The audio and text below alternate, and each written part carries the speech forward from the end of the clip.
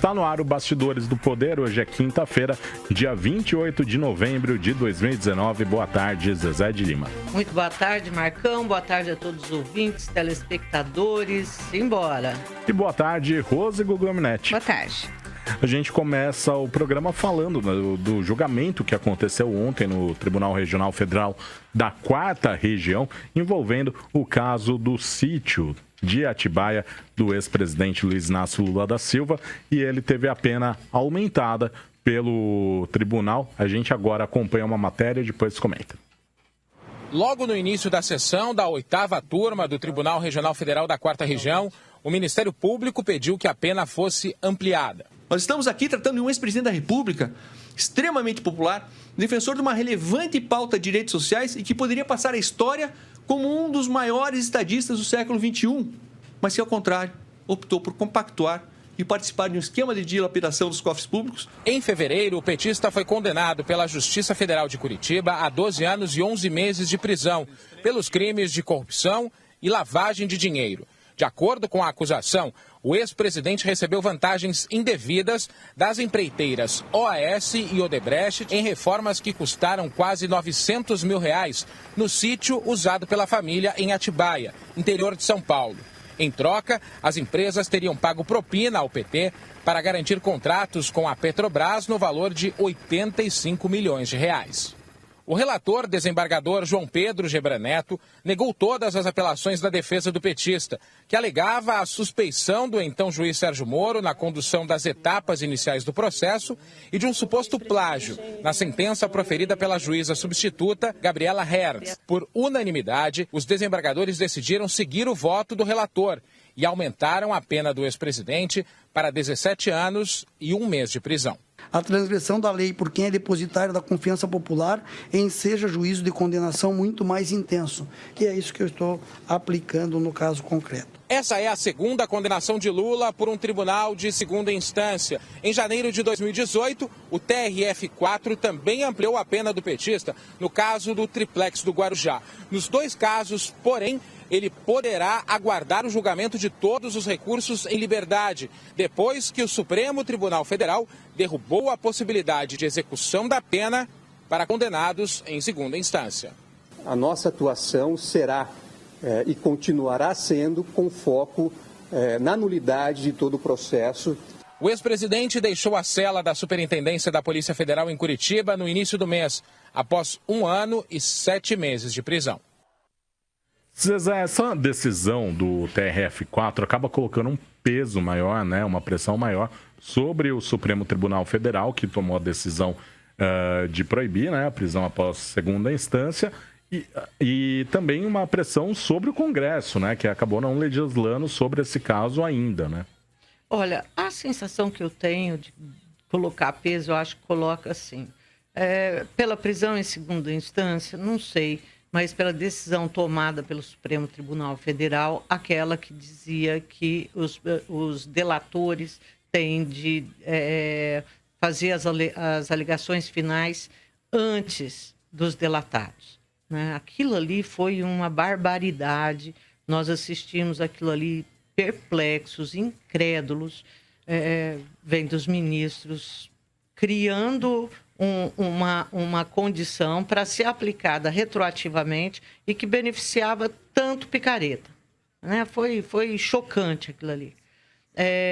E o ministro, principalmente o João Carlos Gebran Neto, ele bateu muito nisso, ele criticou o Supremo nesse ponto.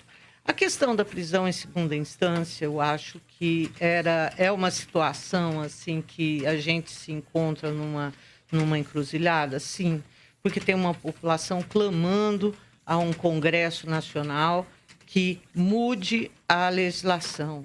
Porque se o problema é que a prisão não é constitucional, como alegaram vários ministros que votaram favoravelmente à derrubada da prisão após julgamento em segunda instância, então essa lei hoje, que é inconstitucional, né, que determina essa inconstitucionalidade, essa lei já não atende a população brasileira e tem de ser dado um jeito nisso. Não é por causa do Lula, não é por causa do Azeredo, não é por causa de nenhum político, é porque nós não queremos voltar a uma situação que a gente já se encontrou nela e que nos causou assim, muita indignação quando a gente via Maluf rindo da nossa cara, por exemplo. Né? Agora, a sentença de ontem, eu acho que acabou sendo uma surpresa, porque eu esperava que as preliminares, que o mérito nem fosse julgado, porque eu imaginei que os desembargadores fossem respeitar a decisão do Supremo, né, que, já que ali, naquela situação, as alegações finais foram feitas simultaneamente. Então, eu falei, eles vão voltar com esse processo lá para a fase das alegações. Mas eles trucaram e eles falaram, a gente não gostou da decisão do Supremo e, mais do que isso, nesse caso, não houve prejuízo para ninguém por causa dessas alegações.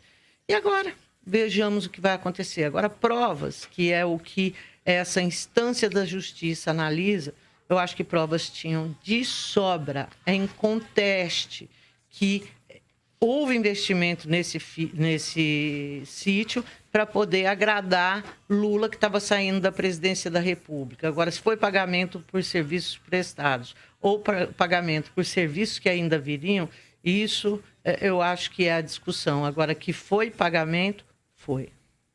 Rose Guglielminetti. Pois é, eu acho que às vezes acabou falando, sendo extensiva na resposta e já deu tudo. O que me chamou a atenção na decisão do ontem, né, foi a do Gebran, em que ele diz que pela primeira vez foi criado aí um casuísmo dentro do sistema jurídico no país, em que você toma uma decisão e essa decisão ela retroage a réus anteriores ou a processos anteriores, ou seja, toda lei que ela é aprovada, ela passa a valer a partir do dia que ela é aprovada. Toda decisão, eu estou fugindo a palavra, quando você fecha a questão. Não, quando fecha a questão. Então, eles fizeram uma leitura, o Supremo fechou a questão sobre delatados, quem deveria ser o primeiro ou o último para poder colocar as alegações finais. Então, foi fechada uma decisão. O que o Gebran falou é o seguinte, isso teria que valer para processos posteriores a esse entendimento do Supremo. Mas, pela primeira vez, você retroage. Ou seja, então foi feito a dedo para poder atender políticos e alguns empresários ali, tanto que 2 pessoas já foram presas. Então, assim, o que causou surpresa, né, na decisão do TRF4? É justamente o fato deles não terem voltado para a primeira instância, de terem visto as provas, de terem colocado que não houve prejuízo para os réus, ou no caso para o Lula, e ainda ter aumentado a pena. Deixa o Supremo numa saia justa? Deixa. Tem ministros que entenderam que a questão não havia sido fechada, por isso que eles acabaram não voltando para a primeira instância. E já teve juiz que entendeu, ministro que entendeu que houve sim uma afronta ao Supremo. E teve ministro do Supremo Tribunal Federal que entendeu que o TRF agiu para poder dar uma resposta para as urnas, para os eleitores ou para os brasileiros. Eu li muito e muita gente disse que o TRF4 fez e praticou o direito, estritamente o direito, que não houve uma decisão política, que já difere muito do Supremo Tribunal Federal. O que nós temos visto é que o Supremo entra e sai, ele tem entrado numa saia justa por causa de decisões políticas e não eminentemente técnicas. Então, assim, foi uma derrota para o Lula, foi uma derrota para a defesa do Lula, que disse, mais uma vez, e que tem batido na tecla, que é uma perseguição política, né? Essa história não é perseguição política. Há provas em relação a essa história dos empresários terem feito a reforma no sítio, né? Ou para conseguir benefícios com a Petrobras. Então, gente, surpreendeu todo mundo ontem. Por quê? Porque a sensação, Marcos e Zezé, que o brasileiro tem tido nos últimos 2 meses é que há uma união, um conluio de forças do judiciário, do governo e da própria Câmara e do Senado para que haja um arrefecimento mesmo dessa cobrança de combate à corrupção. Então, quando você tem 3 pessoas do sistema judiciário falando não e ainda dando um puxão de orelhas no Supremo, então isso foi um alento. Nesse caso, aí sim eu acho que foi um alento para o brasileiro, dizendo ainda tem pessoas que têm se preocupado com a lei.